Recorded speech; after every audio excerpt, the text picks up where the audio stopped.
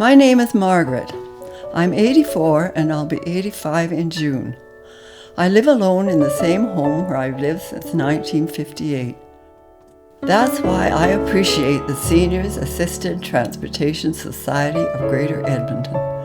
It lets me stay in my home, but it also helps me get out, do my errands, but also be with people in the community. They just need more volunteers, plain and simple.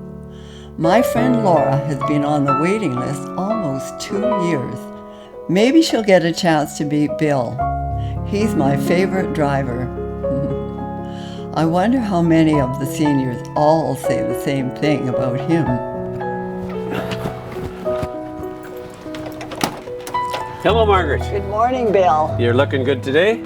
So are you. It's nice to see you. No, yeah, you too.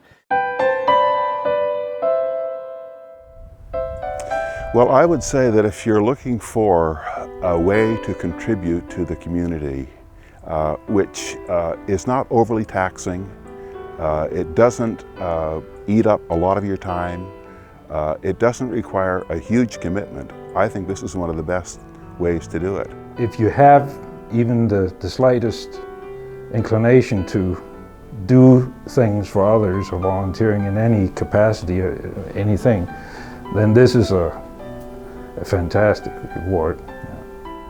Well, I think perhaps the biggest benefit would be to realize you're doing something that is very good.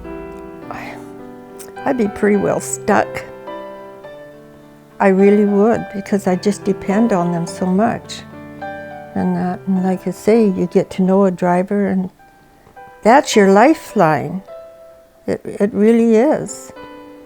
If I'm a senior and I need to get, and I can't drive and I don't have a car and I need to get an appointment on the other side of town, it's going to be really hard for me unless I can either take a taxi, of course taxis go door to door, or you can use a society like the Seniors Assisted Transportation Society. So I think that it fills a valuable need. I can't imagine being in a situation where for medical reasons I can no longer drive. My license is taken away from me.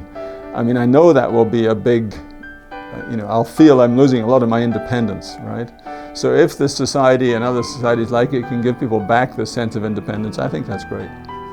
And I encourage people who are of my age to think ahead, to think of the time when they can't drive anymore for whatever reason, and then say, well, think of their day that's ahead of them for the next 2 or 3 days, the days that are ahead of them.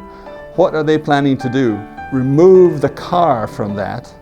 Oh, I can't just pop across the bridge to the bank, or how am I going to get to my doctor's appointment and so forth. And think about that and say, if I'm in that position 20 years from now, I'll be very happy to have a volunteer driver take me there. I think to me, that's the biggest. Imagine yourself without the capability to drive. Wouldn't you be very glad to have a volunteer driver drive you? So the need is just very large. It's just growing and growing. And so we feel we have no lack of customers. What we lack is volunteer drivers. We need to find the volunteer drivers to fill the needs. So thanks to volunteer drivers, seniors can enjoy some much needed company and stay connected to their community. I'm proud to recognize the caring people who volunteer their time so that Alberta seniors can enjoy the best possible quality of life. And I thank you for your interest in this worthwhile organization.